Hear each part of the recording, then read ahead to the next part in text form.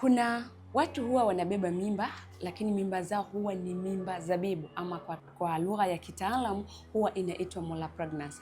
Molar pregnancy ni mimba ambayo huwa ndani yake haina kitu chochote, yani haina mtoto. Unapobeba mimba tunatarajia ndani ya tumbo lako kuwe na mtoto, lakini pale kunakuwa hakuna mtoto. Kunaweza kuwa tu na linyama limerundikana mule ndani, ama kuna kuwepo na vidonge vidogo vya damu vya mviringo vinaweza vikawa kama vizabibu, na ndio maana huwa inatokea kuitwa mimba zabibu. Mara nyingi hii mimba inavyozidi kwenda mbele, siku huwaga zinapungua, yani wiki zinapungua, zinarudi nyuma. Unajikuta mimba yako ilikuwepo na miezi 7, lakini ukaenda kwa pimo ukaambiwa mimba yako ina miezi 5. Huwa mara nyingi inawachanganya watu sana. Kwa nini mimba yangu ilikuwa na miezi 7 sasa hizi na miezi 5?